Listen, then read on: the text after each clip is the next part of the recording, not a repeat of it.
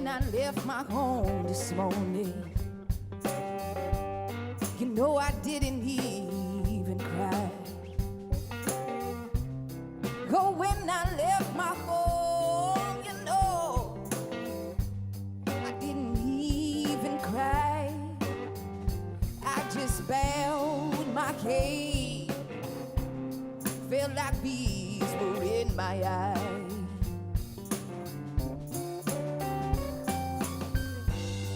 Guess I head on down the road just to see what I can find. Gonna head on down the road just to see what I can find. Gotta be some work on around here.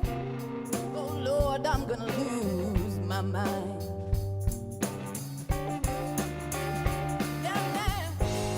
Now I got me some fancy shoes, and I got me J's to wear. Put on my dancing shoes, get cold out in the midnight air. Lord knows I done spent my blood, my sweat, and all of my tears.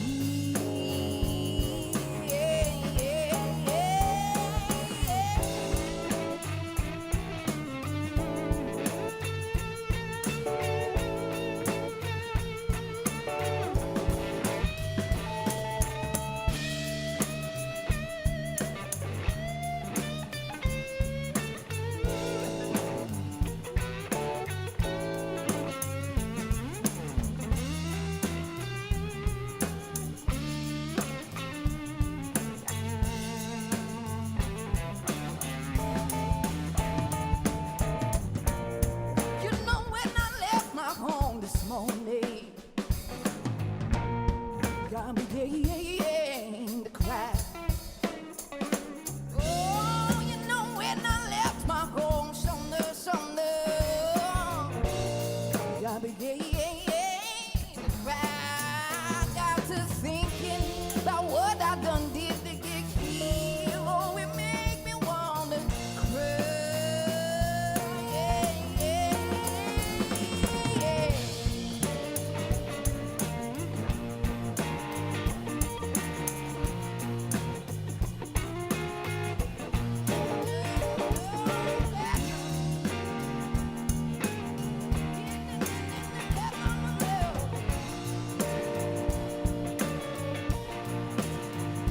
You know when I left my home, it made me wanna cry.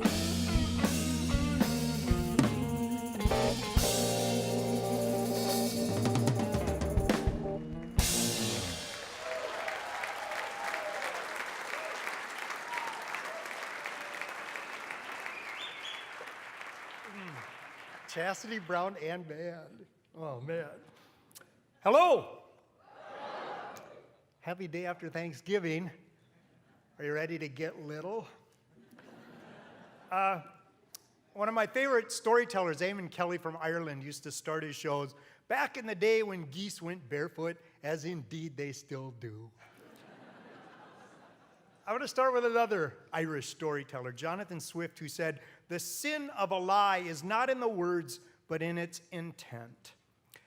I don't know where to begin, actually, with my fascination with Gulliver. It goes way back to when I was a kid. I loved the Lilliputians, the little people. And then I started to learn about Jonathan Swift. In the 1700s, Jonathan Swift was the Irish Jon Stewart of his day. He was really popular with the common people, feared and despised by the elite. And he was quite a paradox for a guy. He was at once an Irishman with dreams of living in the British crown. He was the dean of an Anglican church in a predominantly Catholic Ireland, a true champion of the underclass, fighting for the oppressors for whom he longed to belong. Swift never published under his own name. Even Gulliver was published under an assumed name until years after his death. I started to wonder about whether Gulliver would work in this day and age, at this time. Because humor doesn't really stand the test of time. Humor doesn't even go over the ocean very well. I have a friend that says that British humor is about the funny pants, but Americans really need somebody in the pants. I also know that things were really different back in Swift's day. England was nothing like America today. It was a single superpower policing colonies all around the globe. It was in a never-ending war with another country. It had two political parties, conservative and liberal, paralyzing its government, a widening gap between lower and upper class, and the Catholic Church was steeped in controversy. So it was really nothing like today. So to see if his stories really would stand the test of time, I put him among the most harshest critics and astute people I've ever met. A bunch of Minnesotan guys in a local bar. And this is an amalgamation of bars from my past, from my college days where we held court and your night before was only as good as your ability to tell about it. Till bars where I would sit around practicing for when we got old, which now we call sitting around. In my 20s, I'd go to the Uptown bar. I worked at the Chinese noodle factory where they called me college boy because I could read. And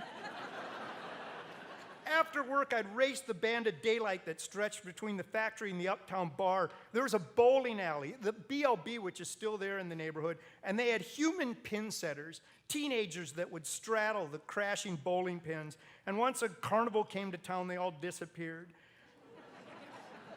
Next door was Barbie's Sauna, where we used to say for 20 bucks a man could get about anything except for Barbie or a sauna.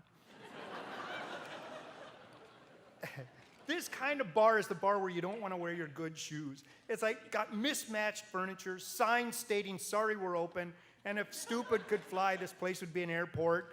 And if you drive your old man to drink, drive him here. The restrooms are labeled pointer and setter. Behind the bar, there are tickets to a meat raffle, cash register decorated with bad checks, and a jar of pickled eggs old enough to vote. The clientele at the Uptown, they're mostly on the wide end of the economic pyramid. They're the blazing flannel set. They sit over their drinks, staring into the glass like ice fishermen waiting for a bite. This bar is a hub of contemplation, more designed for the incubation of ideas than the actual hatching. So this is the setting, and in the bar we've got three guys. These are the judges. One guy, Larry, called the sawed-off Finlander. They call him sawed off even though he stands 6'5". And Larry swears he was 6 feet tall by the time he was 3, say he'd go from his mother's breast to light up his pipe. Whispering Jesus, named because every time he steps on his bad leg, he whispers Jesus. There's Scotty the butcher, not of meat, but of the English language. He says, if it ain't rocket surgery for crying outside. And I don't know whether to brush my butt or wipe my teeth. So, all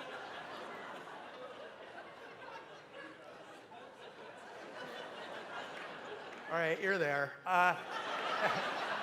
So these are the three judges, and there's a waitress, and she's new to the place. She comes from somewhere in the South, Des Moines, and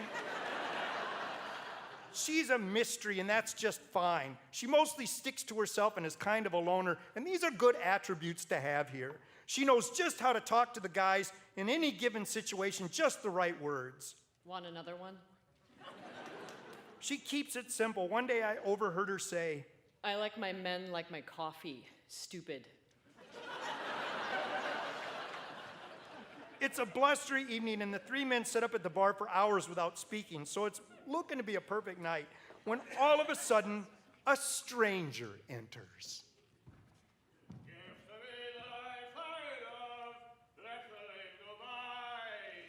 He's already been drinking.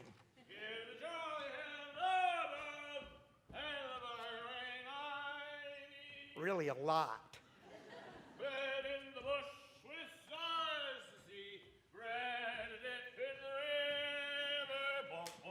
There's the life for a man like me. Bump, bump, bump, bump. There's the life forever. Bump, bump, bump, bump, bump, bump, bump. He sits at the table and orders.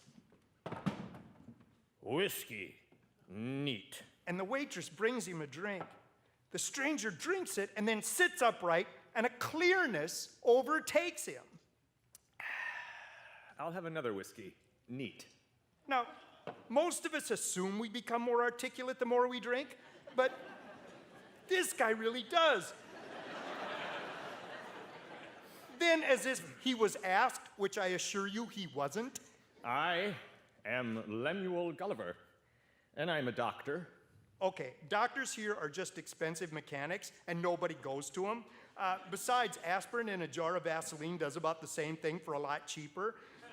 Scotty's uncle is a doctor, and he's not well liked in the family because he doesn't seem to fit in and thinks he's better than everyone. And at this point, Larry remembers his aunt's doctor telling her she had acute angina, and she said, "Thank you."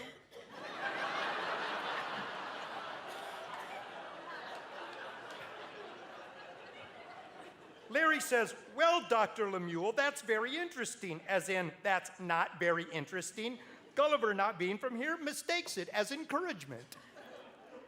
Yes, from Nottinghamshire, where my father had a small estate.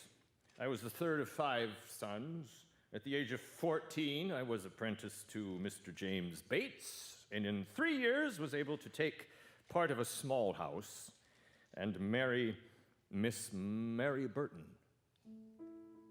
Mary Burton, second daughter to Mr. Edmund Burton, Hosier, Newgate Street. Scotty seems to remember a Nottinghamshire in South Dakota. Gulliver's staring at the waitress as if he knows her from somewhere, and it's making her very uncomfortable. Take a picture. It lasts longer. That's when Larry asks, "So what brings you here?" And now everyone hates Larry. I mean, what's he thinking? We don't want to know. We don't care. They brutally beat on Larry with their eyes. I came here by way of ship, the Antelope. We're thousands of miles from an ocean. Do you mean the Great Lakes? As it happened, we set sail from Bristol. And let it suffice to inform that from thence we were driven by a mighty awful storm. The seamen spied a rock, but the wind was so violent strong that we were split upon it, trusting ourselves to the siren's song. I pushed forward by wind and tide, and still could feel no bottom. What became of my companions? Sadly, the fishes probably got 'em. Whispering Jesus speaks for the first time in months. Poetry. But finding my footing on an island, I walked near half a mile upon this island, extremely tired from the wreck and subsequent exertion, and from the bottle of brandy I'd drunk before leaving the ship. I rested on the beach a while. Gulliver still hasn't quite got the 3 judges to turn and face him, but they are looking over their shoulders. Larry reluctantly asks what they're all wondering. "So what happened? Did you die?" No, I did not die. But when I did awaken, I found my arms and legs fastened to the ground with ligates stretched across my body. I felt something alive moving along my left leg, advancing forward over my breast, and I perceived it to be a human creature, not 6 inches high, with a bow and arrow. I felt at least 40 more of the same kind following the first, and one of them cried out in a shrill but distinct voice, "Heck-a-na-dagle!" The others repeated the same words several times. Heck-a-na-dagle! Heck-a-na-dagle! Heck-a-na-dagle! Heck-a-na-dagle! Heck-a-na-dagle! Heck-a-na-dagle! Everybody drank shouting heck-a-da-dagle, and I could tell by their enthusiasm, this is going to be a popular toast for a long time to come.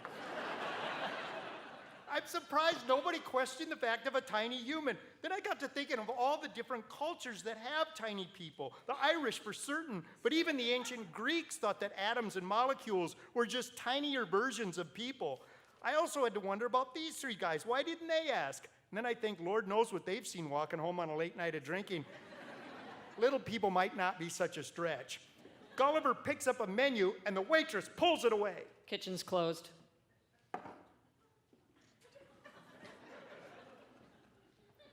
But imagine, my friends, I had not eaten since the night before our wreck, so I motioned to my mouth, and in an instant, hundreds of ladders were placed at my sides, and little baskets filled with meat were raised to me, and wine was furnished, and I'll have another whiskey when you have a chance.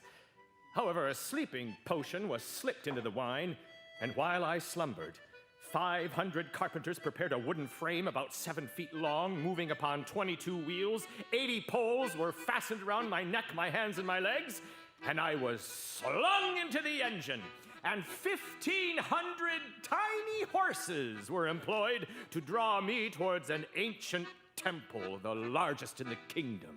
Larry chimed in. It's like when they moved that theater in Minneapolis. Hey, what'd that cost? $4 million? What a waste.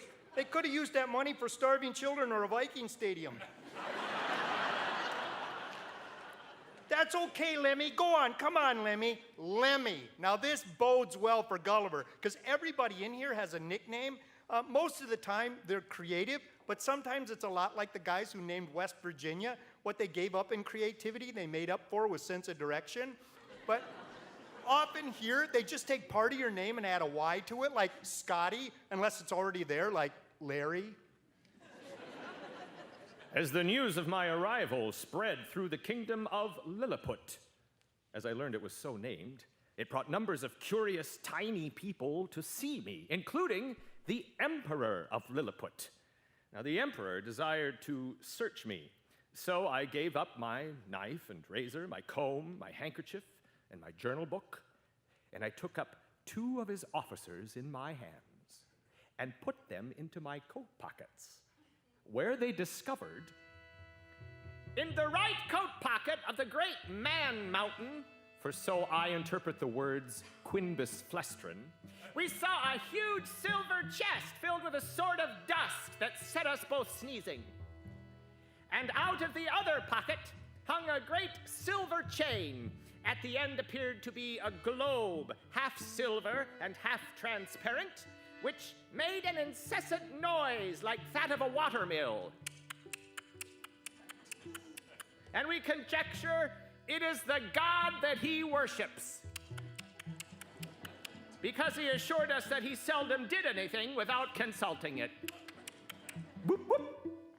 Now, according to Jonathan Swift's coordinates, Lilliput lies off the southern coast of New Zealand, still mostly uncharted at Swift's time. I think of those early ships to Australia. The Dutch had arrived earlier, and when they saw the native population, they thought, oh, there's people already here, and they kept going. The British arrived and saw the native population and said, oh, good, there's nobody here. And they set up their colonies. But one thing they discovered, out of the 600 original languages there was no word for ownership or time. The Ojibwe, the first people of this land, have a language made up of 87% verbs. Nothing is called by what it is, rather by what it's doing. So both cultures, they weren't telling the story, they were part of the story, both the dreamer and the dream. The waitress brings Gulliver his whiskey. Thank you. You know, ingratitude among Lilliputians is a capital crime, and they reason that whoever makes ill returns to his benefactor is not fit to live. What's the penalty for not leaving a tip? I like you. Scotty chimes in, so then how'd you get untied, Lemmy? Well, I had sent so many petitions for my freedom that His Majesty prevailed, under the condition that I should not depart from his dominions, and should take the utmost care not to trample upon his loving subjects, horses, or carriages, and I should be an ally against his enemy, the island of Blefuscu. Now, the idea of somebody attacking Lilliput infuriates Scotty. I mean, who would pick on these little guys? Other little guys, Scotty. Oh, this was Swift's dig on the England's never-ending war with France. The Blefuscu fleet lay ready to sail and attack Lilliput with the first fair wind. So, making good my vow to be an ally to Lilliput, I consulted the most experienced seamen upon the depth of the channel between ourselves and Blefuscu, then fixed 50 hooks to as many cables, and putting off my coat, shoes, and stockings, walked into the sea.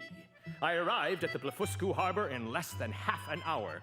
I then fastened a hook to the hole at the prow of each Blefuscu ship, and taking the knot in my hand, began to pull, and with great ease drew 50 of the enemy's largest ships after me out to sea. When I had got out of danger and arriving at the royal port of Lilliput, I cried in a loud voice, "Long live the King of Lilliput!" And the emperor created me a Nardak upon the spot, which is the highest title of honor among them, Nardak. Nardak! Nardak! Heck in a dago! Heck in a dago! Heck in a dago! Don't let me, you big Not Nardak. so fast. All seemed well, but late that night, I was awakened by cries entreating me to come immediately to the palace. Her Majesty's apartment was on fire by the carelessness of a maid who fell asleep while she was reading a romance. I made it to the palace to find they had already applied ladders and buckets, but the flame was so violent that they did little good. I suddenly had an idea. I had, the evening before, drunk plentifully of a most delicious wine called Glimmergrim. By the luckiest chance in the world, I had not discharged myself of any of it, and thus applied so well in such quantity to the proper places that in 3 minutes the fire was wholly extinguished and the palace preserved from destruction. I returned to my house and went to sleep, knowing I had done a very eminent piece of service. Scotty says, "Hey, Larry, didn't you get busted for doing a similar thing out in the front in a snowbank?" Larry says, "Yeah, but they caught me way later. Somebody recognized my handwriting and I misspelled Green Bay."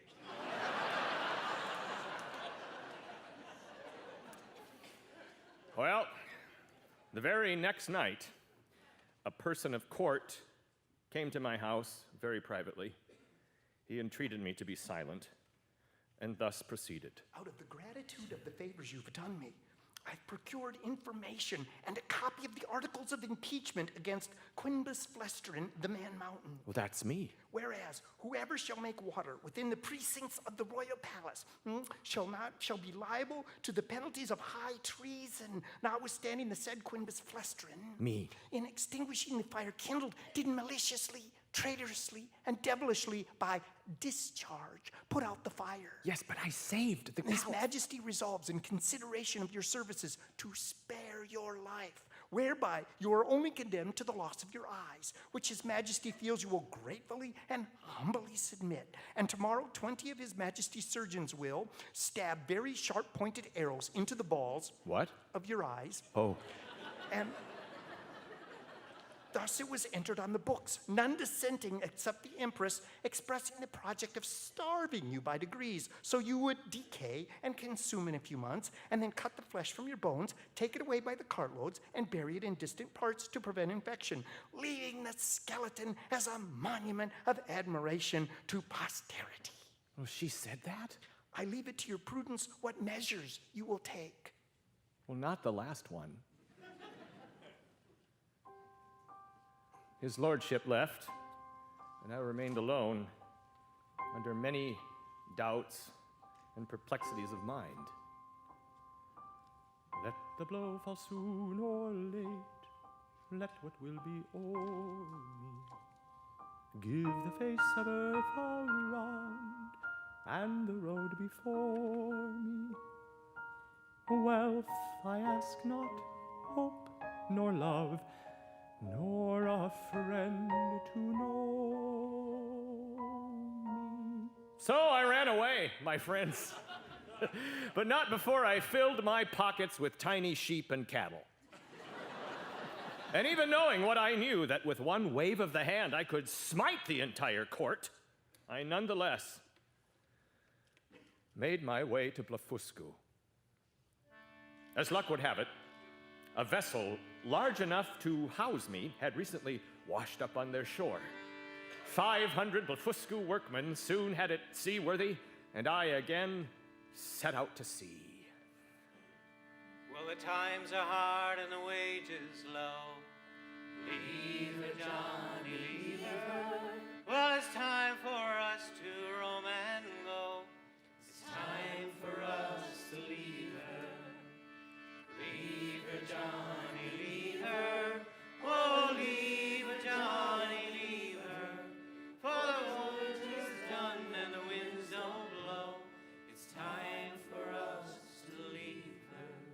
I was 24 leagues out when I spied a ship on the horizon, and my heart leapt to see her unfurl the English colors. I boarded their vessel and made straightaway home. Well, the seas are high and the winds were hard. Leave her, Johnny, leave her. From the Liverpool docks to the Brooklyn yard, it's time for us to leave her. Leave her, Johnny, leave her. Oh, leave her, Johnny, leave her. For the voyage is done and the winds don't blow.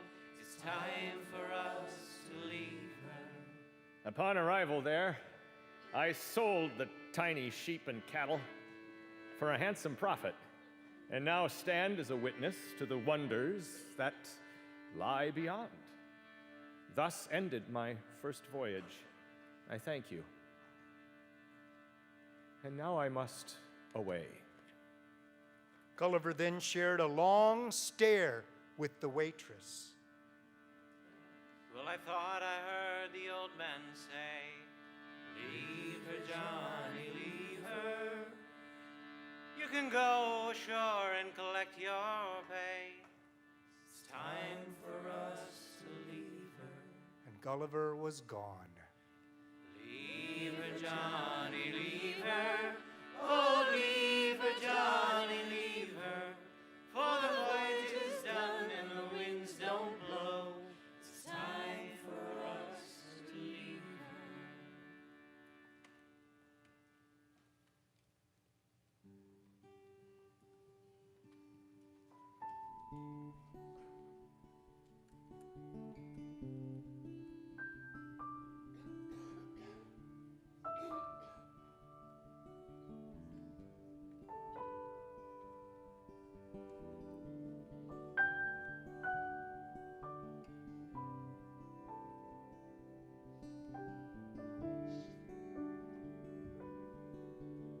Heard there was a strangest land. When you saw the sun, you just stretched out for miles and miles. And when the pasture turned, when the grass bent, felt yourself connected right between them. Oh, now Leroy, I need you to get up. I need you to get ready. We're leaving in the morning. Oh, now Leroy, I need you to trust me. Where we're heading, I've never seen before.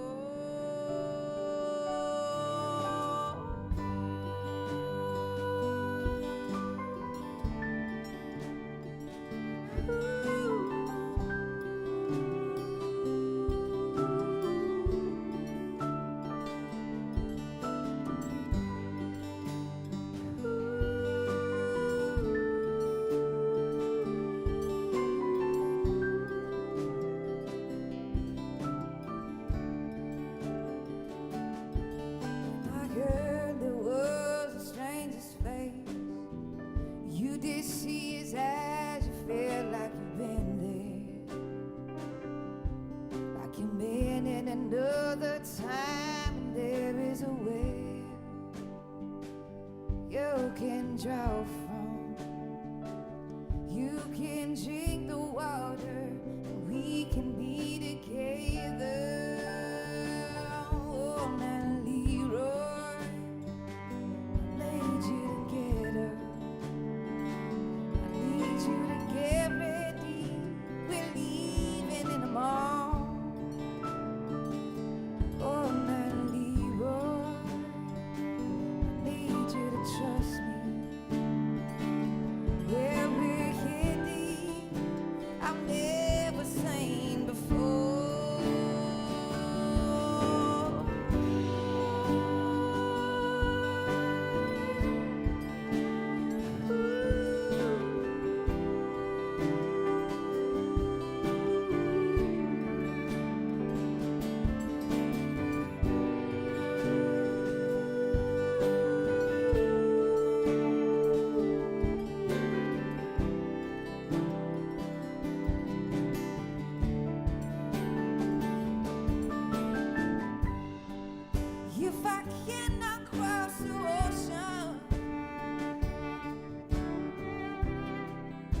cannot climb the mountains.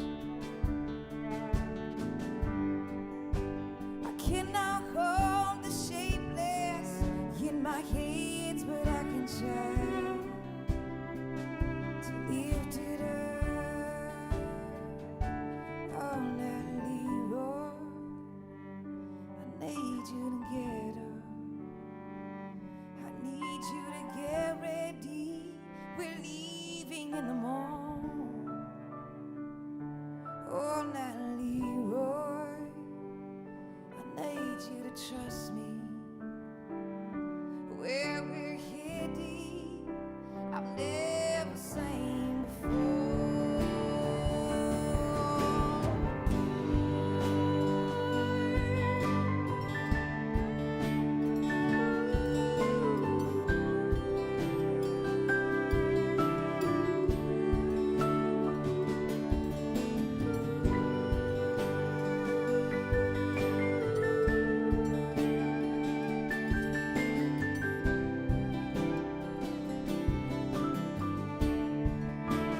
Never seen, I never seen. I never seen before.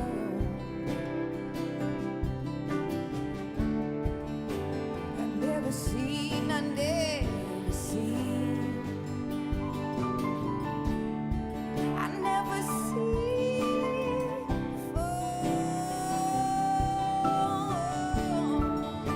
I never seen, I never seen.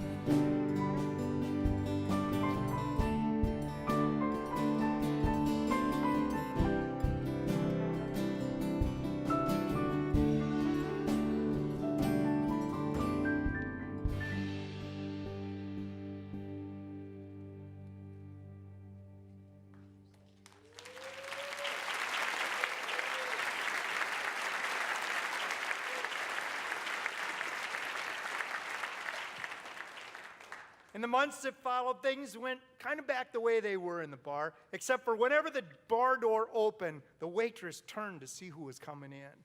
Everyone agreed that Gulliver had been lying, but nobody could agree exactly where. See, telling the truth is really important in America. It goes back to George Washington, who literally could not tell a lie. It never says he would not. No, he had a genetic condition that prevented it. But some of us don't have that genetic condition and can lie and have made a living in the industry. But while Gulliver was in Lilliput, I thought of Americans. I remember visiting a friend from Holland, and he had a pamphlet once that was called Why Americans Act That Way. And it was all the reasons Americans act the way we do. Like one was, Americans believe change is good. And I go, yeah, it's like winning the lottery. He goes, no. He says, in most countries, it's a coup or a revolution. Another one was, Americans don't believe in fate.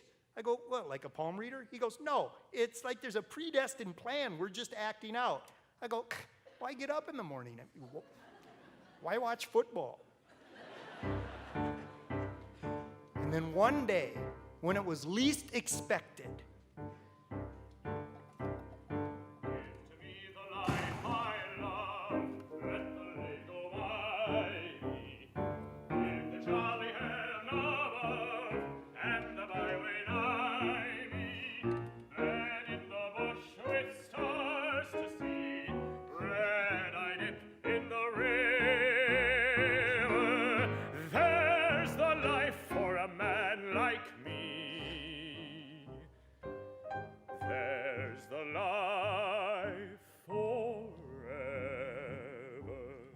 Gentlemen, I have returned. he turns to the waitress. Hello, you. Hello, Lemuel. The two look at each other's eyes for a long time. Uncomfortably long. But the guys won't leave him alone. Hey, where have you been? Did you bring me something? Come on, you're looking good, Gulliver. Gulliver threw back his drink. Well, I am returned from another voyage, condemned to a restless life. I again left my native country. Then a monsoon struck, and we were soon carried to the east.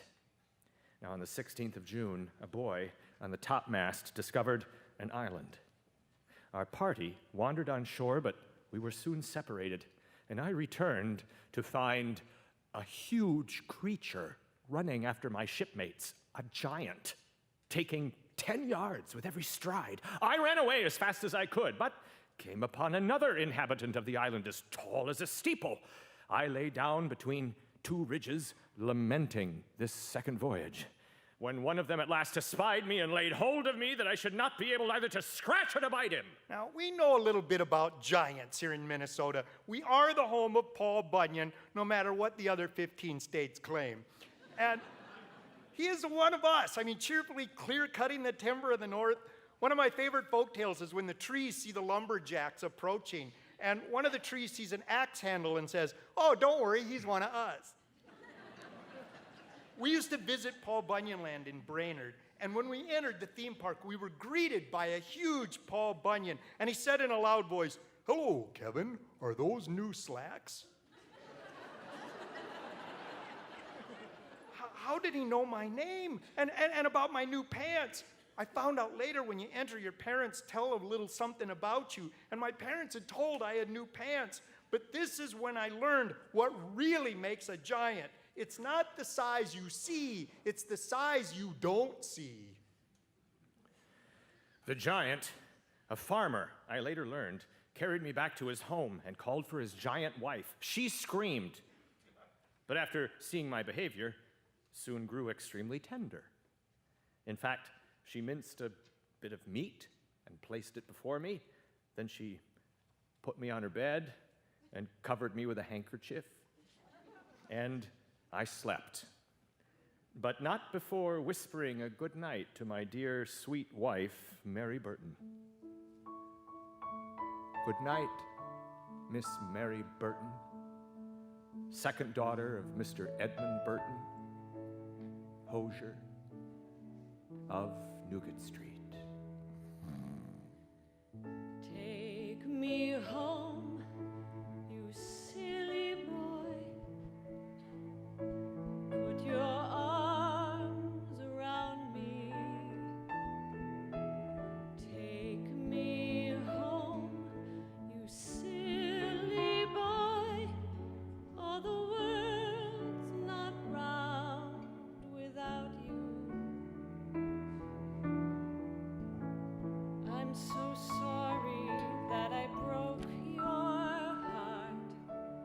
Please don't leave my side. Take me home, you silly boy, 'cause I'm still in love with you. Now, my mistress had a giant daughter of 9 years old, very good-natured, and not above 40 feet tall, being small for her age. She gave me the name of Grilldrake, and I called her my Glumdalclitch, or Little Nurse, in the language of the island of Bromdignag. And I should be guilty of great ingratitude if I omitted this honorable mention of Glumdalclitch, and of her care and of her affection towards me. At this point, Gulliver became so overcome with grief, he had to stop. No one moved. See, a Minnesotan has an opinion about everything, politics, weather, sports, whether they know anything about it or not. But they have an answer for everything except emotions. If you cry around a Minnesotan, he's literally unplugged. Try it. Start to cry or offer any emotion. He'll stand transfixed. You could take his wallet. It's like Nordic hypnosis. Luckily, the waitress wasn't from around here, and she rushed in, and Gulliver motioned for her to look in a steamer trunk. She opened it and pulled out what appeared to be a rolled-up carpet. It covered almost the entire bar, over pool tables, chairs, over a moose antler, over a leaf blower. Scotty shouted, "Hey, my leaf blower, that's where I put that." Now we could see clearly this carpet was actually white, thick parchment with black symbols arranged in rows, and under the symbols was smaller writing in English, a translation of sorts. Gulliver motioned for her to read. Oh, no. No. I know what you're up to, Lemuel. You're trying to pull me into all this. I've seen this too many times. The guy started to argue. No, we want you to read it. Come on, you're the best reader here. Come on, we'll pass a hat. I'm not touching anything that has been in your hat. Oh, come on, please. We need to find out what happens, please. The guys have never said please before. Maybe they learned something about gratitude from the Lilliputians. Oh, come on. Gulliver smiled at the waitress, and this seemed to have an effect on her. For the first time, she smiled back. All right, let's see. It says, Private Diary of Glumdalclitch, keep out. Larry exploded. It's a diary. It's a diary. Did you hear? She says, keep out. Wow, read on. It says, keep out. Well, they don't mean us. Gulliver motioned for her to start from a certain place. Here, start right here. Oh, September 27th. It began to be talked of that my father had found a strange animal in the field about the bigness of a splacknock, but shaped like a human. A friend of father's offered the cursed advice to display this rare creature on market day in the town. Father gave me the little man to tend. I explained all this to my Grildrig, for that is what I named the little man, but the whole time I wept with grief because it reminded me of what happened last year. Mama and Papa gave me a lamb to tend, but as soon as it was fat, they sold it to the butcher. So Father took us to town. Grildrig was placed upon a table, and he performed some speeches I taught him. Ta-da! And throughout the day, he was forced to perform over again the same fopperies. Ta-da! Till half dead with weariness. Ta-da! Well, because he was so popular. My father resolved to make him perform in every great city of the kingdom. It's the price of fame, Gulliver. My friend Jim Lawless, the actor from the Guthrie, called it the 5 stages of an actor. Who is Jim Lawless? Bring me Jim Lawless. Get me a Jim Lawless type. Get me a young Jim Lawless. Who is Jim Lawless? You are somewhere between who is Gulliver and bring me Gulliver. It's called paying your dues, Gulliver. On the 26th day of October, we arrived at the royal capital of Brobdingnag Lorbalgrud. By now, the poor creature was almost reduced to a skeleton. And Father, concluding that little Grildrig must soon die, tried to make as much profit as he could. Luckily, word had traveled and we were commanded a private audience with the Queen.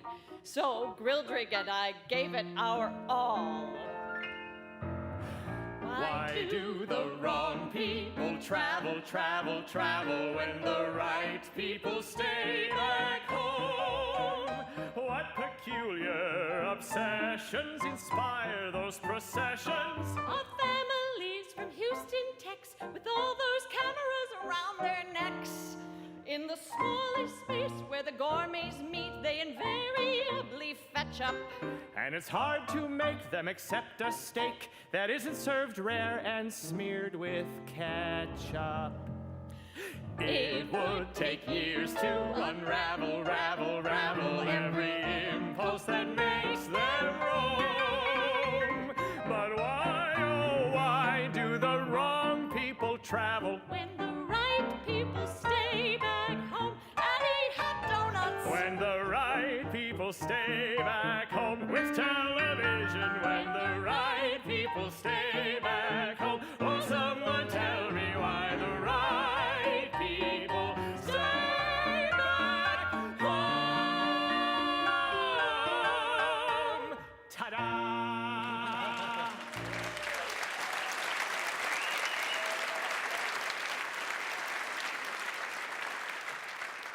Her Majesty and those who attended were delighted. Grildrig fell on his knees, and the Queen held out her little finger, which he embraced and kissed the tip of it with utmost respect. She then asked, "Could you be content to live at court?" He humbly answered, I should be proud to devote my life to Her Majesty, but must beg that Glumdalclitch continue to be my nurse and instructor. Her Majesty agreed. I was not able to hide my joy. November 15th. Today, when Grildrig awaked, he found 2 giant rats had crept up the curtains. Rats! Each the size of a large mastiff! One of them came up to my face, whereupon I drew my sword and ripped up its belly before he could do my mischief. He fell at my feet, while the other, seeing the fate of his comrade, made his escape, but not without one good wound on the back that I gave him as he fled. Hyah! My dear diary, worst of all was the Queen's maid of honor. She always invited him to have the pleasure of seeing and touching her. Oh, please, I'd rather not. Grildrig would be placed upon her dress, and like a little man on a great mountain, he would climb the velvety terrain until he reached her face. But that always gave him the greatest uneasiness. My senses are more acute in proportion to my littleness, so to my eyes her skin appears so coarse and uneven and so variously colored. And there's a mole there as broad as a dinner plate, and hairs hanging from it thicker than rope. Larry says, I think that lady goes to our church. And the maid of honor's perfume would make him at last swoon away. Oh. See, in this time in Europe, bathing was thought to be unhealthy. So perfumes were used in heavy doses, and poor Gulliver would have been subjected to the full effect. I also can't help think but how rarely beauty holds under scrutiny. Even Aphrodite, the goddess of beauty, was constantly flanked by her handmaids, shame and desire. It's like when HDTV came out. I remember things growing out of the weatherman's face that still keep me awake at night. One day the Queen took us before the king.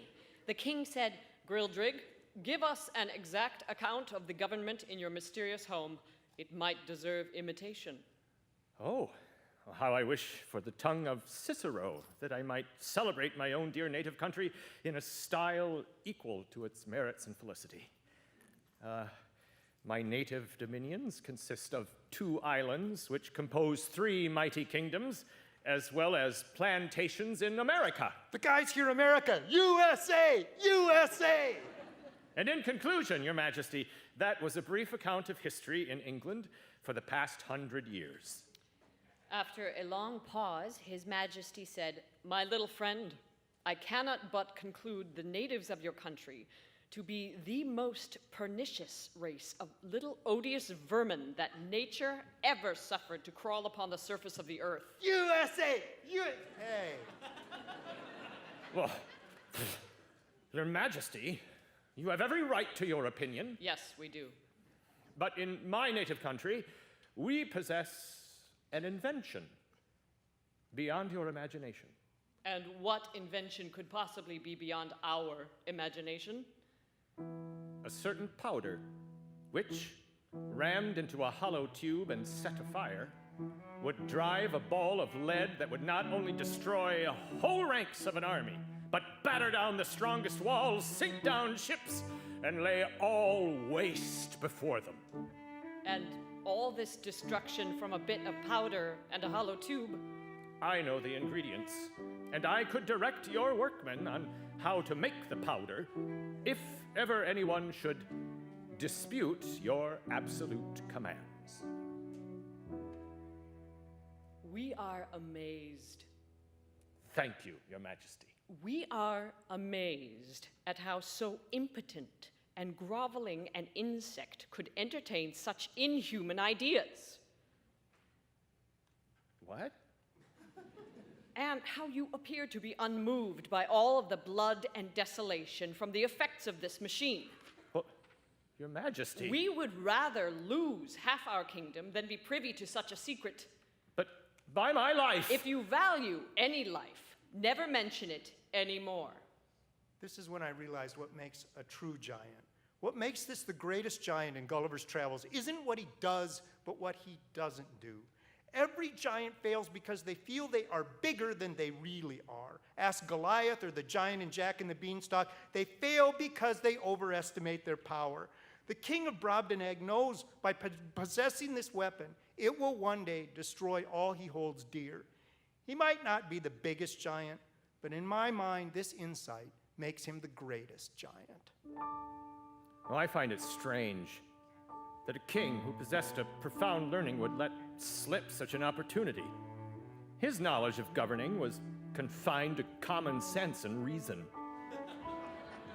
I concluded that the learning of this people is very defective, consisting of only that which applies to what may be useful in life. So among us at home, it would do little good. And as to ideas, I could never drive the least of our concepts into their heads. Larry and Scotty agree. You can't pound in common sense. Scotty adds, well, no, my dad beat me and I turned out okay. No, you didn't, Scotty, you really didn't. I realize Swift is saying Gulliver comes from England, the most powerful country, and he has already been a weapon of mass destruction. It's like America, where our foreign policy is pretty much, don't make me come over there. It's hard to deny power when you've already felt its grasp. April 16th. I fear this is my last day with Grildrig. When we entered Flanflasnick, the city by the seaside, I was overcome by some foreboding of a terrible event. I will give Grildrig this diary as a remembrance of our time together, quite likely the best my life will ever know.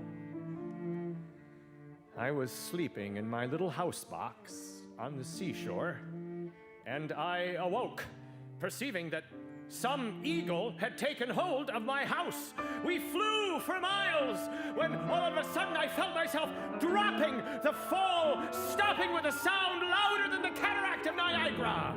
And I was at sea, calling for help, when I heard, "If there be anybody below, let them speak." I answered, "I am an Englishman." 9 months later, I arrived in England, and I offered my rescuer a giant tooth that was drawn from one of Glumdalclitch's, from one of her servants. I'm sorry. To think of Glumdalclitch, of the grief that she must suffer for my loss, the displeasure of the Queen toward her at my disappearance, and the ruin of her fortune. Making my way home from the land of giants, I was quite beside myself. Everything seemed so little in comparison. The littleness of the houses, the trees, the cattle, the people. I was afraid of trampling on every traveler I met. Opening the door to my little house, I bent down like a goose under a gate for fear of striking my head. My little wife ran out to embrace me, and I stooped lower than her knees, thinking she could otherwise never be able to reach my mouth. Have you lost your wits? No, I have not, but I am not well. I suffer from the mysteries of seeing what I believe, rather than believing what I see. My wife said to me then, You should never go to sea anymore. The waitress studies Gulliver, who is clearly staggered by the events. He looks to her, and then, I know you. Yes, you do. I'm your wife. the waitress is Gulliver's wife. That's why he came here. I did not see this coming. I mean, sometimes a character will do something completely unexpected, but I found in these cases, it's just best to see where they go. Mary Burton, second daughter to Mr. Edmund Burton, hosier of Newgate Street. I'm here, Lemuel. I'm so sorry that I broke your heart. Please don't leave my side. Take me home.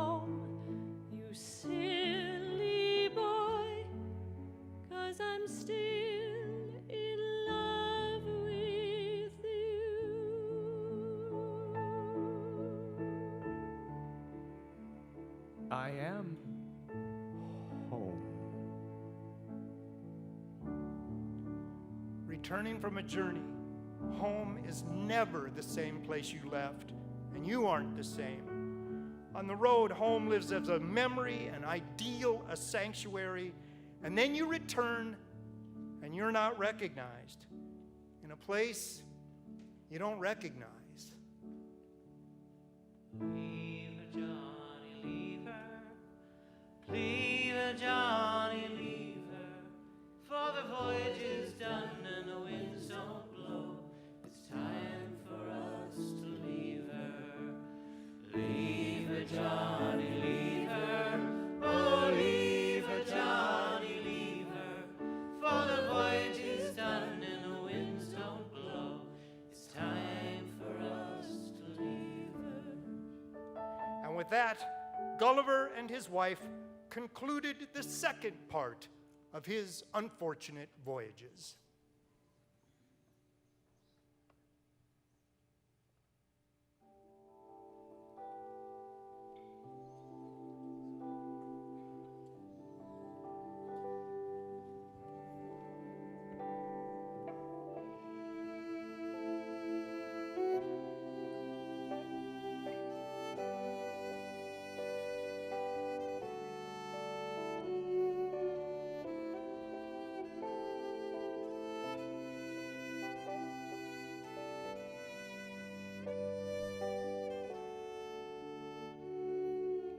You were on your way up, I was on my way down. When I passed you my hand, I did a race like the old time. You were on your way to the land of the Bible, where they tell you to kneel down and pray. It was just slowly.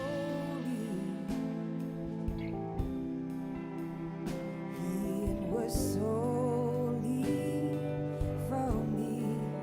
It was solely. It was solely for me.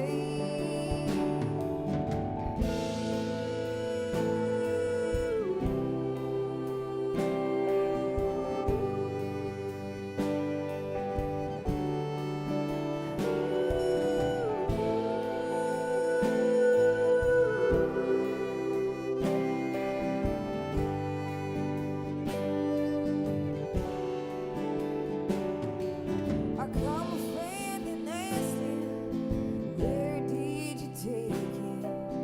Where did you lay him? I wanted to see, so I grabbed him some flowers, grabbed him some daisies, some things I wouldn't have done as a kid. It was slowly.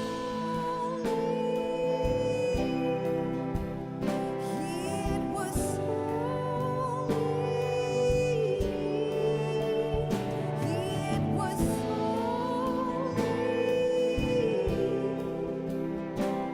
It was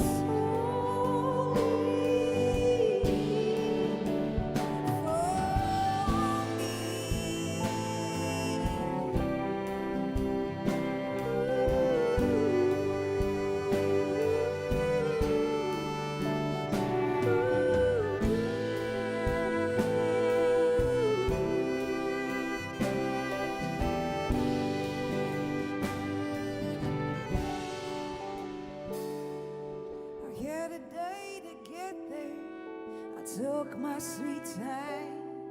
I drove through the valleys, drove through the plains, pulled up at midnight. The light was still on. I found myself asleep, the stain and the frame. It was slowly. It was slowly. It was slowly. It was slowly. Oh,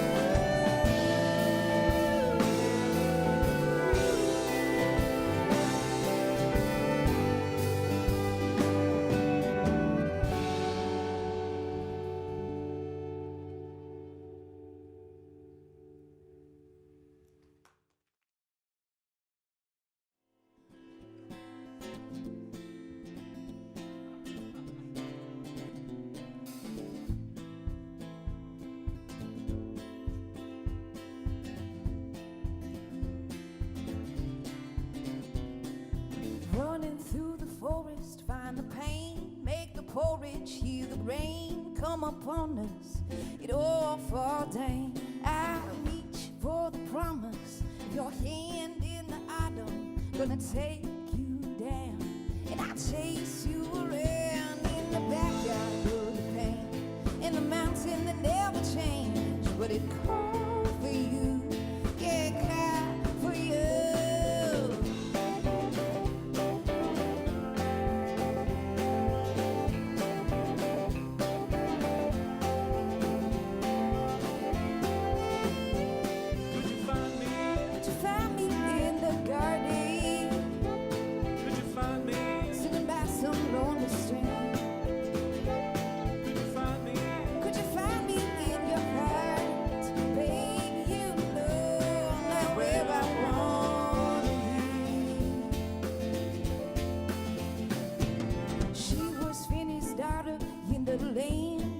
Water, where the proof of the labor can be found in the hands. She wanted a promise that what she'd been guarding was gonna be there in the morning. Not gone like sinking sand in the backyard of the pain. And the mountain that never changed, but it called for you. Yeah, it called for you.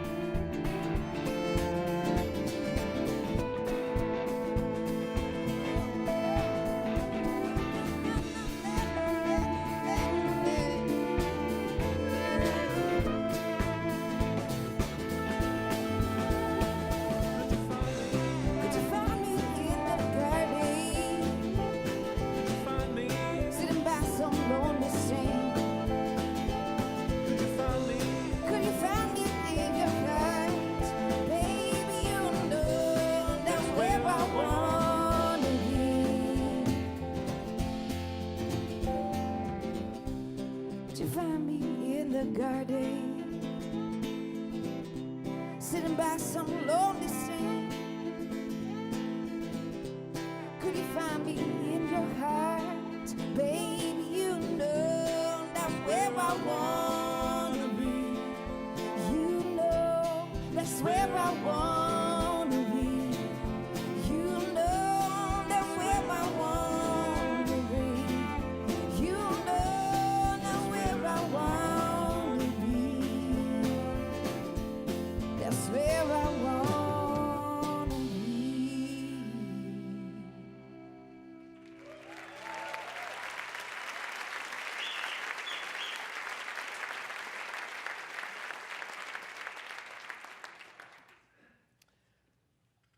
Irish and home, they're really two of the same thing. I mean, Ireland has a real, people from Ireland have a real respect for their home. It's said when the earliest gods made their way to Ireland from the mainland, they found it so beautiful they burnt their boats so they could never leave. And my brother thinks that way about Minnesota. We always try to get him to leave, to go somewhere on vacation. And he's like, I don't know, he loves to snowmobile and to boat. And he goes, yeah, I'd go somewhere, but it would be here. John O'Donohue, the Celtic scholar, says, if we come from clay, what kind of clay do we come from? A peaceful meadow or a craggy cliff? Because your clay determines your characteristics.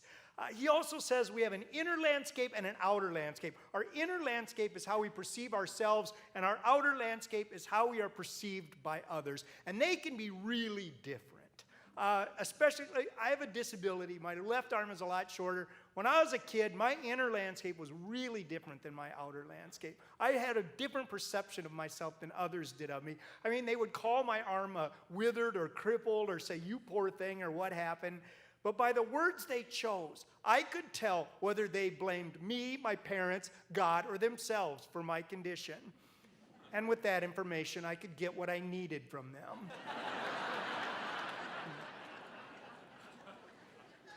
So it's game night in the bar tonight. You're really lucky you came on this night. There's a sign that says it's an annual event for charity, which could mean a lot of things. And the party's already in full swing. And by the looks of things, Gulliver's already had an effect. There's a piñata shaped like a ship. There's a tiny meat raffle featuring Cornish game hens and cocktail weenies. And there's a sign over the urinal in the men's room that says, property of Lilliput Fire Department. The waitress everyone now calls Mary Burton Nugget Street and has been inundated with questions. Did this happen? Did that happen? What's a tiny cow taste like? And when will he be back?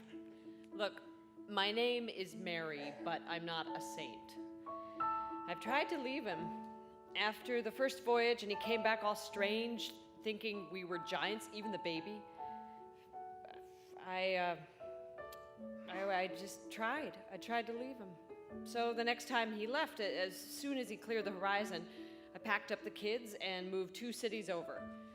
Sure enough, there he was 2 months later at the door. So this time, Minnesota. See how he does with this one. See, for Gulliver, I am home. I know he'll leave again. I know he's brash and full of himself, but for all that, he remains kind and generous.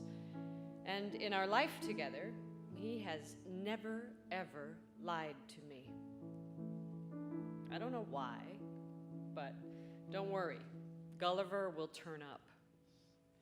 Now, some of the games have already started in game night. There's 2 guys in the corner playing a game of Does This Hurt More or Less? And they'll have Trivial Pursuit later on, which has become known as Trivial Dispute, because an argument always breaks out in the 3rd question.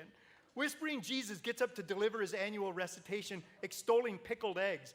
There's a jar of pickled something undetermined animal parts next to the eggs, using the old ways of preserving, before refrigeration, like lutefisk, kimchi, sauerkraut, things we don't have to eat, we choose to eat. It's kind of like living in Minnesota. I remember I ate something in Scotland once, and I'll never laugh at the dog for licking the garage floor again.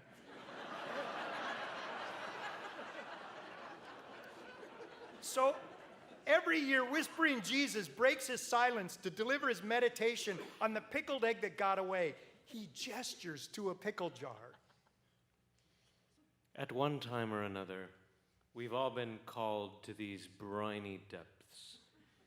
It's to those swabs I speak, masters of experience, true of aim and desire, hunting the geodes of the gods, ellipsoidal, marvelous merfowl.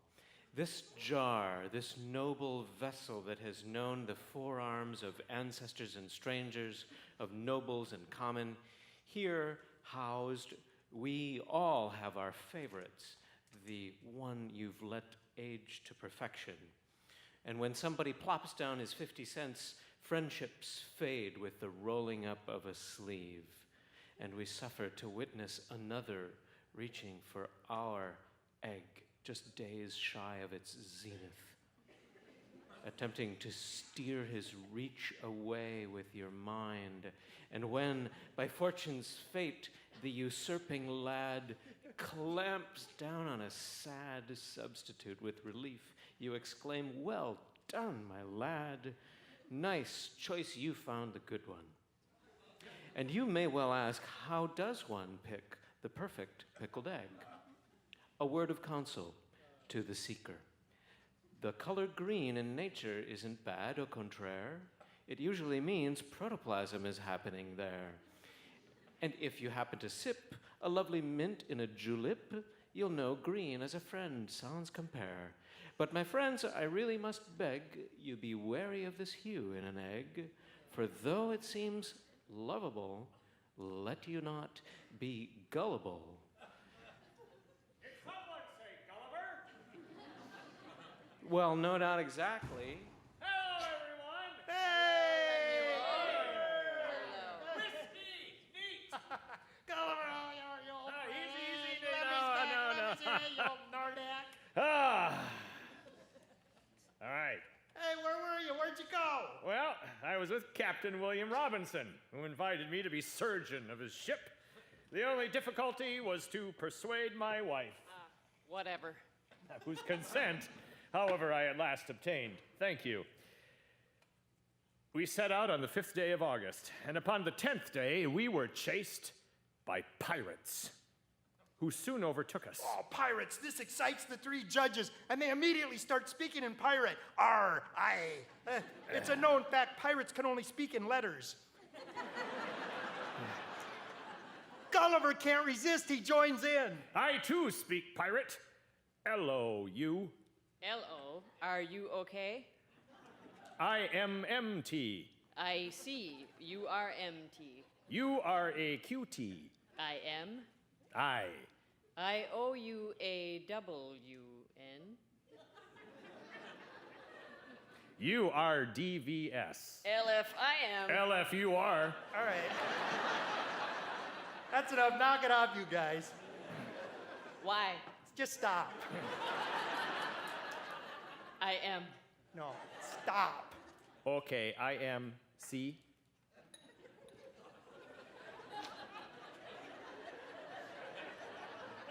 All right, I also speak Dutch. And I observed among our pirates a Dutchman. So I begged him, we're both Christians and neighbors, take some pity on us. Well, this inflamed his rage, and he decided I should be set adrift in a small canoe loaded with all the curses his language could afford. The next day, I came to an island, and walking there among the rocks, I turned and perceived something floating above. As I approached, I saw it was an island in the air. It advanced nearer, and I could see galleries and stairs with people gathered there. A chain was let down with a seat fastened to the bottom. So I sat myself upon it and was drawn up. Oh, man, Gulliver did not disappoint. Nobody saw this coming. A floating island? Everyone loves a UFO. Larry shouted, now Lemmy's being abducted by aliens. Hey, Scotty, you were abducted by aliens, weren't you? Scotty doesn't want to talk about it. He lightly touches his right side and grimaces. I was soon among a crowd of people. Their heads were all tilted back, and one of their eyes turned inward, and the other looked directly up. It was then I heard a curious sound, and all up-looking eyes gazed upon me. Well, greetings, my name is Dr. Lemuel Gulliver. What wondrous land is this? And one important-looking fellow said, his one eye still turned inward, welcome to the floating island of, and then he trailed off and his other eye drifted up to the sky.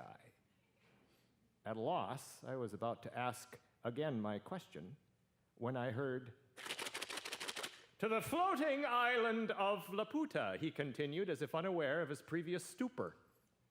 It was then I observed many servants, each with a blown balloon fastened to the end of a stick, and in each balloon was a small quantity of dried peas. And with these balloons, they now and then flapped at the mouths and ears of those who stood near them. You see, it seems the minds of these Laputians are so taken up with intense inner speculation that they can neither speak nor attend the conversations of others without drifting off. For which reason they always keep a flapper nearby to rouse them. You know, we needed one of those flappers yesterday at Thanksgiving.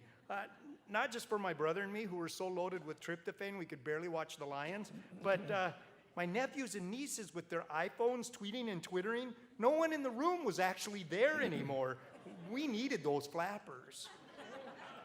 As we journeyed toward Lagado, their capital city, I observed the houses of Laputa were very ill-built, and the walls were all beveled without one right angle in any room. This defect arises from their contempt for practical geometry, which they despise as vulgar. Scotty launches into his mixed up sayings. They're so damn educated, they're stupid. About as handy as pockets on a fish, huh? I cut this twice and it's still too short. The Laputians have great faith in astrology, though no one enjoys a minute peace, for their fear is that the Earth, in time, will be swallowed up by the sun and wholly annihilated with all the other planets. Therefore, they live in a constant state of alarm. And the first question of the day is about the sun's health. How does he look at his rising and setting? Now, taking weather personal is really at home in Minnesota. Dan Chenard and I were traveling across northern Minnesota last winter, and the weather reporter kept saying, tonight we'll be treated by a beautiful sunset, only to be brutally throttled by a vicious storm. He talked about the weather like a fine wine. It was haughty, conceited, coy, and alluring. It reminded me of how our ancestors would curse and praise the gods as we do Paul Douglas. Swift also talks here about the doomsayers. Now, most people think, come on, you're making lemons out of lemonade. It's like Chicken Little, the sky is falling, the sky is falling. But I agree, if data shows that an acorn hits the chicken in the head, fine. We'll get the bird some help, chicken soup for the chicken. But if there is evidence that the sky is actually lowering an inch a year and it is lower than it has ever been, maybe we better start taking the chicken seriously. Are you finished? Yeah. Okay. The women of the island are fond of strangers, for the husband is always so wrapped in speculation that the wife and her lover may proceed right in front of his face, if he be without his flapper.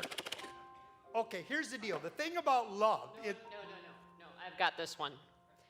Love thrives in audacity, hides in the simplest of gestures, a shared meal, a secret language, a laugh. But love can never, ever withstand carelessness. Don't forget that. Thank you. I won't. Gulliver. Oh, yes, right, of course. On the 16th of February, I took leave of the island and was lowered to the continent below, to the capital city of Legato. Now, 40 years ago, their scientists had erected an academy. And in these colleges, the professors contrive new inventions, but none of them are ever brought to perfection. And in the meantime, the whole country lies miserably in waste. At this point, Gulliver sets a box of cards on the table. He announces we are playing a new game. It's called Don't Wait, Tell Me. And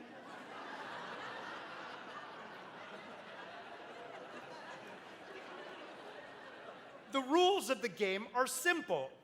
I will name a fictitious invention, one the Academy contrived out of whimsy and folly, that in time has become a modern marvel. You name the marvel. Now, this all stems from Isaac Newton, who had recently discovered the theory on gravitational pull. Now, this was the age of reason, where it was believed through math and science the problems of all human suffering could be solved. And Swift felt technology without a moral compass was just begging for a disaster. Imagine that. Swift hated Newton and his ilk. Now, in Swift's honor here, years later, it was discovered by Einstein that Newton was wrong. Gravity isn't a pull, it's actually a push. We are pushed onto another body. Now, what does that say about other forms of attraction, Mary Burton of Newgate? You're reading my mail. Welcome to Don't Wait, Tell Me. Question number 1.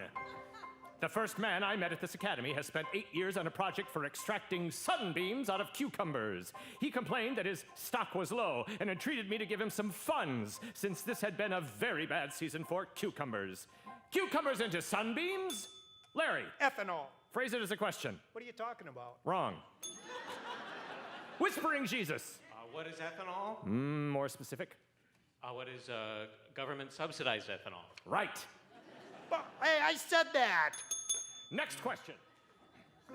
I saw one man at work turning ice into gunpowder, who likewise showed me a treatise he had written concerning the malleability of fire. Scotty! Easy, cold fusion. No, what is cold fusion? Right. I would have accepted hydrogen bomb.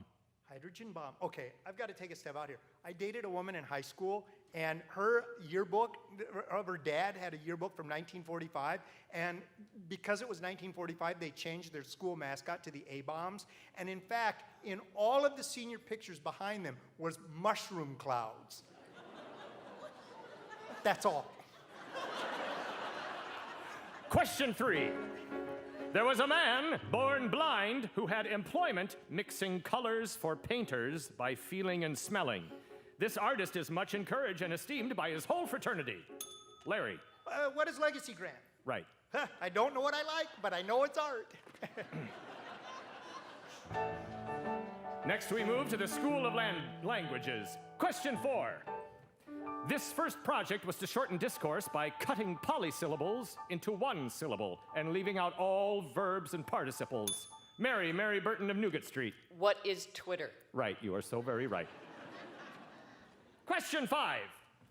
True or false, the other project was a scheme for entirely abolishing all words whatsoever as a great advantage and point of health, for it is plain that every word we speak contributes to the shortening of our lives. True. See, Minnesotans believe in brevity. I mean, it's close to our hearts.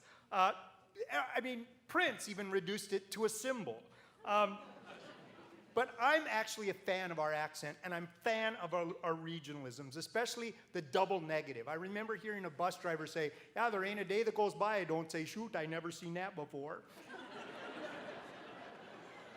I'm also in love with the famous Minnesota yeah, no. As in, hey, are you going with? Yeah, no, I think I'll stay home. Very good, very good, very good. All right.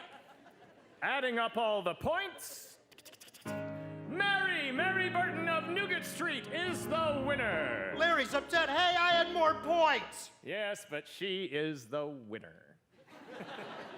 That's all. Hearing you talk, I find I am missing England. So, I took leave of the people of Legato, who made me a generous present at my departure, whiskey. And I found my journey led me to Glubbdubdrib, the island of sorcerers and magicians. Now, the governor there has the power of summoning whom he pleases from the dead. He ordered me, call up whomever you will among all the dead from the beginning to the present time and ask a question. They will tell you the truth, for lying is a talent of no use in the lower world. Gulliver is now able to call ghosts from the past, and the lads are ecstatic. Names are thrown out. Obvious choices include ball players, a speed skater, the inventor of Blaze Orange, and the open-faced fishing reel. I think it's difficult. Who would I bring back? Would the reason I revere them be shattered? I'd still bring back George Carlin for one more laugh. My first wish was to meet Alexander the Great. And with a wave of the governor's hand, he appeared. Tell me, Alexander, I asked him, is it true you were poisoned to death? No, he answered me. I was not poisoned. I died of a bad fever from excessive drinking. Swift decides here to put to rest one of the oldest conspiracy theories, the death of Alexander. This for centuries was up there with the grassy knoll and the 7th building of 9/11. The 7th game of the World Series, did they really turn the blowers on when the Twins batted? If we could go to Glubbdubdrib, we could ask the great Kirby Puckett himself.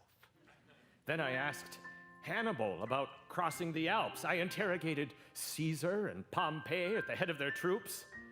And I was struck by the sight of Brutus, by his most consummate virtue, the firmness of his mind, the truest love of his country, and the general benevolence for mankind in every line of his face. And everyone says, Mondale.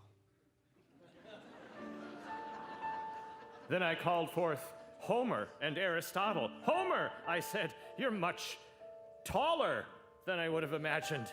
And for being blind, Your eyes are the most quick and piercing I've ever beheld.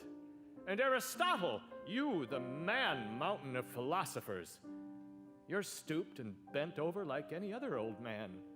Your hair is lank and thin, and your voice hollow. Gulliver now calls forth more ghosts, spirits looking for a home that go bump in our hearts and our minds, unanswered questions, unsaid apologies, undeclared loves, regrets of the past that still haunt us. Having met these giant shadows of the past, I am disgusted by our modern history. As time passes, I see how the world has been misled, how villains are exalted to the highest places of trust and power, and kept there by parasites and buffoons. A king confessed to me that the throne could not be supported without corruption, because virtue is a perpetual clog to the public business. Thus the present. But what if I could live into the far future? I could perhaps, in enough time, come to a clearer understanding. So my curiosity led me to travel to the island of Lugnag, where I visited the race called the Stroldbrugs, some of whom are immortal, who are free of the apprehensions of death. They have survived their past and present, and will live on into their distant future. But even though their bodies live forever, I discovered their spirits had grown melancholy and dejected, envious and impotent. And worst of all, their curiosity, the dearest of all possessions, had been replaced with greed. Thus the future. Gulliver finds even immortality won't ease our minds. He finds we trade one fear from another and himself trapped between the regrets of the past and anxieties of the future. Gulliver now is in uncharted waters. He has left the present, and he is no longer living as a verb. The times are hard and the wages low. Leave her, Johnny, leave her. It's time for us to roam and go. It's time for us to leave her. Leave her, Johnny, leave her. Oh, leave her, Johnny, leave her. For the voyage is done and the winds don't blow. It's time for us to leave her. This is too much. Gulliver then goes to, England. Japan. No, that's it. I'm done. I need home. I need Mary. No, you go to Japan, and then you have another voyage after that. No, I don't. Yeah, you do. No, you keep interrupting me. You make me say only what Swift wants me to say, and even then you've edited out all the good parts. I want to talk about my children and about Mary Burton of Newgate Street. You need to travel. You have insatiable curiosity. No, I don't. I've met with reality, and it's too large. I can't win, so I quit. You will go to sea. I won't. You said yourself, sometimes a character does something unexpected. Yeah, I know what I said. Yeah, you've interrupted me again. I'm leaving. Come on, who's with me? Larry reminds Gulliver that he doesn't have a good track record with those that join him in travel. Come on, you cowards! No one move! No one moves. Oh, it's a mutiny, is it? You've turned on your captain? Fine, I need supplies. Gulliver grabs the jar of eggs, whispering Jesus stands. You value your life, you'll set down that jar. Come on, get it. Gulliver holds the jar over his head, and the men rush in. Ah! I got him! I don't got him. I got his leg. That's my leg. Oh, he's headed for the door. Oh, no, you don't. Hey, we've got him cornered. Larry, look out. He's got a pool cue. Take that! Ow. And that! Ow. And that! I got you. Get off me, monkey! Let him go! Ow. Thank you, dumb glumdle glitch! Take that, you damn or dirty ape! Vermin rats! The lights. He's going for the lights.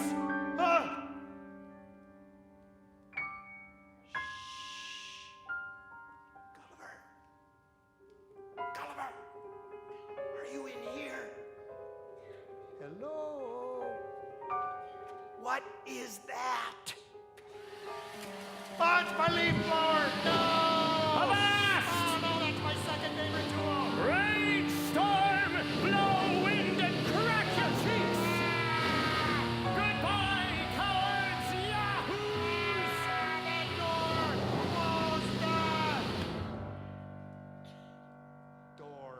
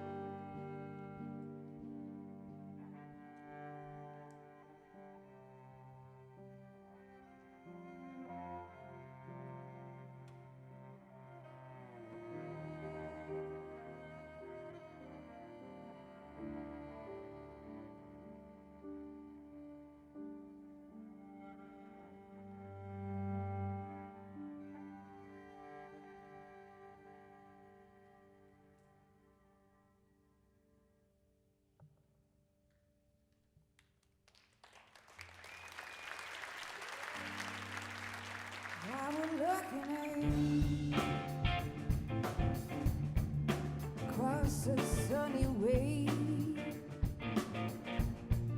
My hands was reaching, hey, yeah. It was something like the pouring rain. Said my hands was reaching, hey. I was wanting you to see. But you were looking, day. You could see nothing, you couldn't hear a thing. Can you hear me now? I say without looking. Can you hear me now? Oh, I say without looking. Can you hear me now? What I'm saying to you. What I'm saying to you, I gotta say the hidden secret. Hands at you to pull under the carpet like they ain't got no use. I put it in my pocket. What's been rising from my chest? You know I'm close enough to stop this. That wouldn't make any sense. Can you hear me now? I say without looking. Can you hear me now? I say without looking. Can you hear me now? What I've been saying to you. Oh, what I'm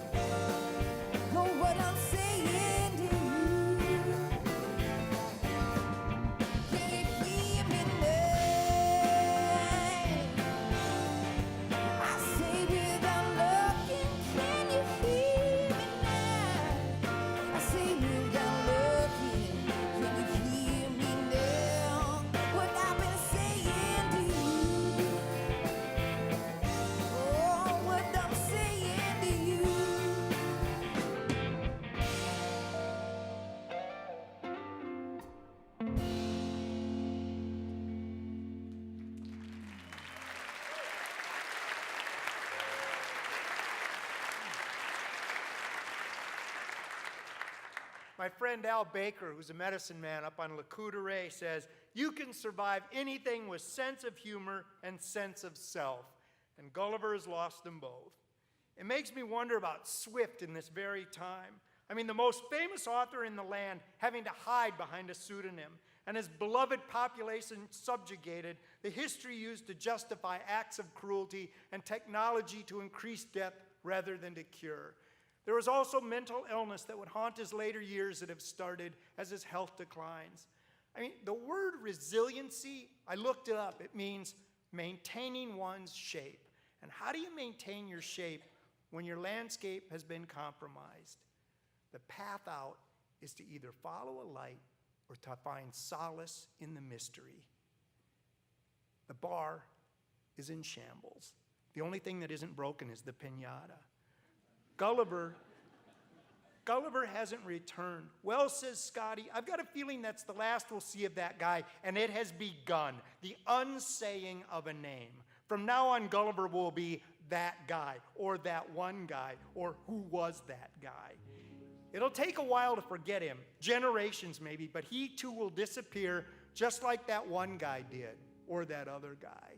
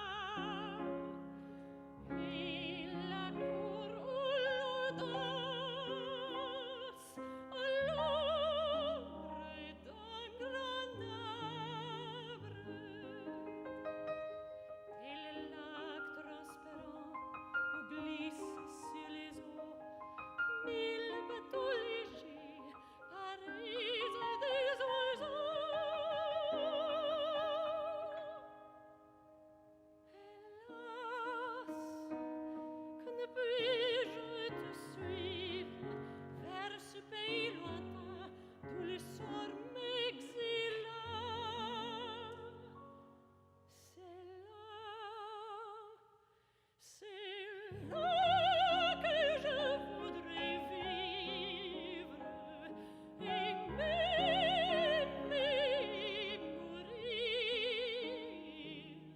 C'est là que je voudrais vivre. C'est là, oui, c'est là.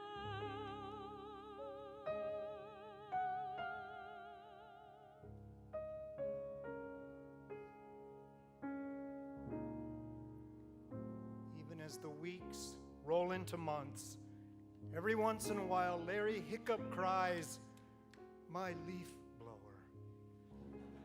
What drives a man to take another man's leaf blower? You don't know Gulliver very well. Larry says, "Yes, we do, Mary. He was revered. We revered him." Scotty says, "Yeah, he's long gone. He flew the coop." "Oh, sorry," whispering Jesus. Such a waste of potential, all the innocent eggs. He hasn't gone away. He's sitting out in a field by our house. What, Gulliver isn't stranded on some island with a grand adventure? Oh, he's stranded, all right. I've never seen him further away, but he just sits in a pasture talking to a horse. Larry says, "Like Mr. Ed?" No, he's talking to the horse. The horse is not talking to him. At least, I don't think so. Larry says, "I always thought Mr. Ed sounded like Richard Nixon, like it was his job before politics." Anyhow, Larry stares at Mary, and then all of a sudden he runs out of the room. With Gulliver away, the bar slides back into its quiet ways, and one day it was noticed Larry had not been around for a while. Whispering Jesus had an opinion. Last Saturday, I walked into the bar. Something was off. I could tell as my eyes adjusted. Larry was nowhere in sight. Bartender didn't know where he was either. But he did know that he'd be back at 4 or 5, so I waited, and sure enough, Larry comes into the bar. And I asked him where he'd been. He said, "I was out sitting with the cows." "So, Larry, why are you out sitting with the cows?" He said, "To ask their forgiveness." And then he told me, as best as I can remember, he said, "I worked at the meat processing plant for 5 years, but you have to be very, very careful. A person can get used to almost anything. A while back, I took to visiting the cows on Saturdays and asking their forgiveness."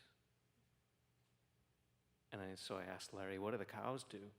He said, "No, mostly they lay around, but you'd be surprised how forgiving they can be." And then he said, "We need nature to sustain and forgive." All of a sudden, everyone turns and they notice Gulliver standing in the bar.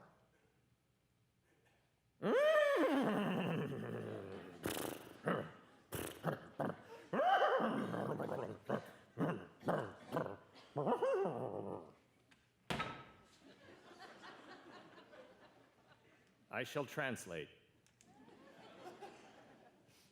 I have been far away to the land of the Houyhnhnms. You would know them as horses, as they call us yahoos. It's perhaps the greatest of all my adventures. Yahoos, I'm not sure I like that. I admit that at first I did not feel a natural awe toward them, but in our conversations it grew upon me and mingled with a respect, love, and gratitude. Now, gentlemen, I freely confess that all the little knowledge I have of any value I received from my four-legged mentors. I have fallen to imitate their gait and gesture, which is now grown into a habit, and my new friends tell me that I trot like a horse, which I take for a great compliment. I thought his shoe was untied. Please imagine, if you will, these noble Houyhnhnms have no concept of what is evil. Controversies, wranglings, and disputes are unknown among them. They prize friendship and benevolence above all else. And they practice a silence now and again, in that it enhances conversation. I suddenly realized that I know this. Gentlemen, you know this. And many of their lessons I recognize from this very place, this bar.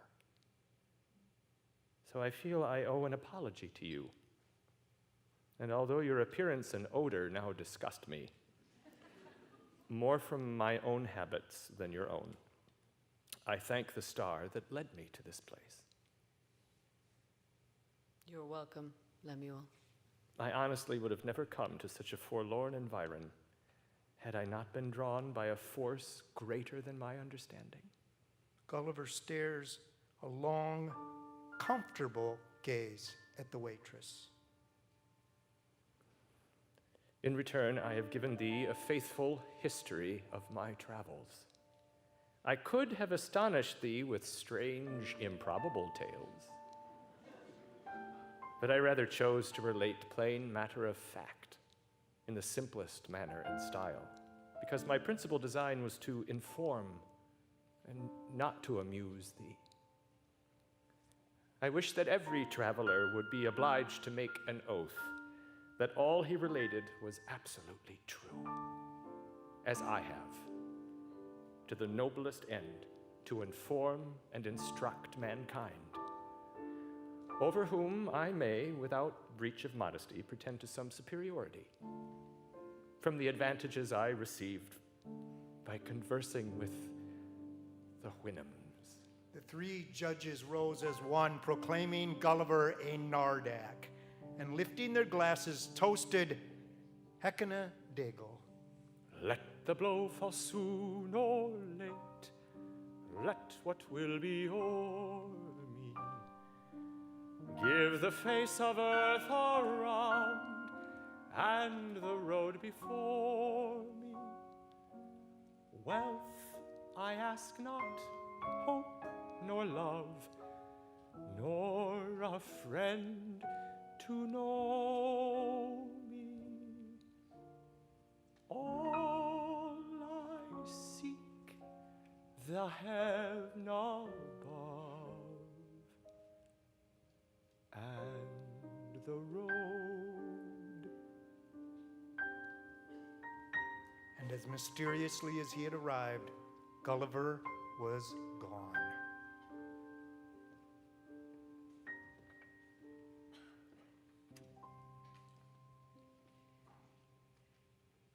If you give your heart to a whirlwind, then don't act surprised when the house flies away. Some people need a safe harbor, and I understand that. I need a mystery. I could never be with a man, or have a meal, or walk a dog, or worship a god I understood. I need the mystery. If frustration is the consequence, so be it. He suits my appetite. Some people love the waiting. That's fine. But I have paid the price, waited my turn. I want a whirlwind. So, I've given my notice here at the bar. I'm like my husband. Too long in one place, I get complacent. I'll be out there talking to the horses. No, the guys argue. No, we need you. You're the best reader. Sorry, fellas, I've already packed up. Hey, it's okay. Don't think of it as see you later. Think of it as goodbye. No, but where will you go? No, I'm not telling. One of you would blurt it out to Lemuel. No, we wouldn't. Yeah, we would. I know. Don't worry. Gulliver will turn up. He always does. And the waitress left. And now we know Gulliver has changed this place, and he won't be forgotten. A good story does that. It weaves for itself the invisible cloak of immortality, and we find what we value from our stories, what's funny, what's sacred. There was a reason for Gulliver, and now I'm certain. This particular story has haunted me for years, since I was in a motorcycle accident 12 years ago, and my wife, Mary Luddington, Milwaukee, Father Sill Luddington, aggregate business, Shady Lane Street. Mary sat by me in my bed as I drifted in and out of consciousness, and every time I returned, it was from another journey that left me changed. Gulliver's wife, Mary, fascinated me as my Mary must have wondered who is returning, the one I love, or do we have to start all over? At the time, she had a horse, and when I got out of the hospital, we would visit him on a ranch up in Princeton. And when we would, my blood pressure would drop. Robert Bly, the poet, said that our country developed a neurosis when we stopped working with large animals. And I think it's true. For one thing, you can't lie to a horse because they're not reading your words. They're reading you. And you approach like any predator. Your eyes are on the front of your head. You're approaching slowly, and you smell like meat. It's a rocky start. So with Mary's horse in the pasture, I learned there was another horse. And I was warned to stay far away from it because it was abused as a colt by a man, and ever since has been afraid of men. Even to the point that if a man got near it, the horse would attack and actually try and kill you. One day I was in the pasture with Mary's horse, and I felt a nose next to my back, and I looked around, and there was that horse right next to me, and I froze. And then that horse gently leaned its head on my paralyzed arm and left it there. Like, I know. A great weight lifted from me. I see that horse once in a while, and we always make it a point to touch noses.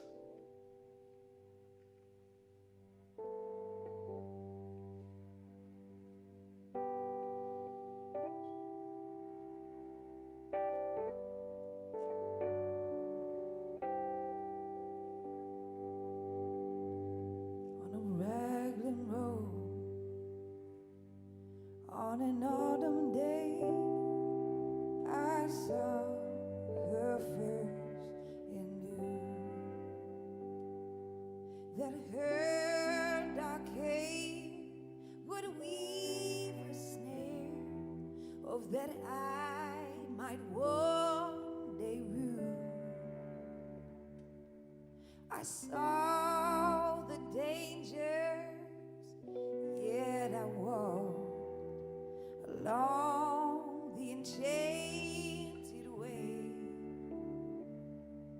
and I said, let grief be a falling leaf at the dawning of the day. On Grafton Street in November, we tripped lightly along the lane of a deep ravine where can be seen the world of patience pledge. The queen of hearts still making tarts, and I not making hay. Well, I love too much, by such and such is happiness thrown away.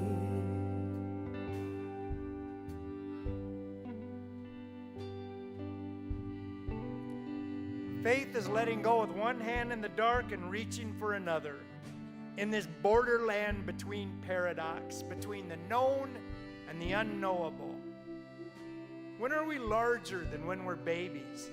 And we cry to be seen when we're teenagers, and in middle age we follow the follies of enterprises in the sky, hopefully returning briefly to our natural selves before shedding this coil. Our shadows stretch out before us as infants, they're directly overhead at midday, and they grow longer behind us in the sunset. And now, as my new face becomes an old face, my old face that was a new face, I cry remembering past dogs who now bark up ahead. Come on, I found something. Then let's go. And like Gulliver, to my dying breath, I'll wonder. Gave her the gifts of the mind. Lord, I gave her the secret sign. It's known to all the artists of sound and storm and time. With a word intent, I did not stand. I gave her reams and reams and reams of poems to say. With a long dark hair and an old name there like the clouds over fields of May. On a quiet street, oh, ghost meet, I see you walking, walking away, away from me so hurriedly.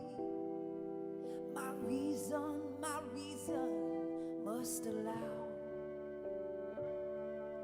for I have wooed not as I should a creature made of clay. When the angel he woos, by the clay he loses wings at the dawn of the day. On Dragon Road, on an autumn day, I saw her first and knew that her dark hair would weave a snare, or that I might one day rule. I saw the danger, yet I won't go along the enchanted way. And I said, let me be a falling leaf at the dawn in love the day.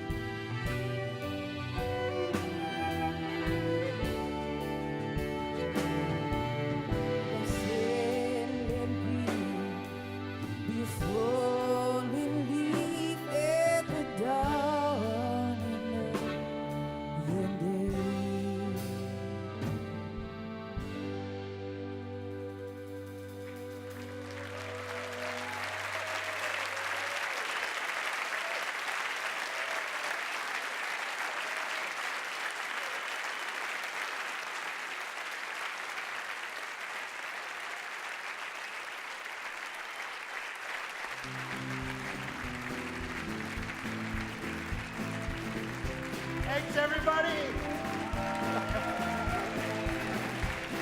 In the band, we have Devondre on piano.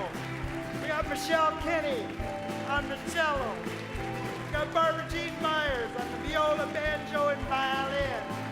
We got Robert Borenan on guitar. Greg Schutte on drums. And Jeff Zanquist on bass. And Chastity Brown, yay! Out of the cast, we have Dan Chenard as Whispering Jesus, piano and accordion. Christina Baldwin as Mary. Bradley Greenwald as Gulliver.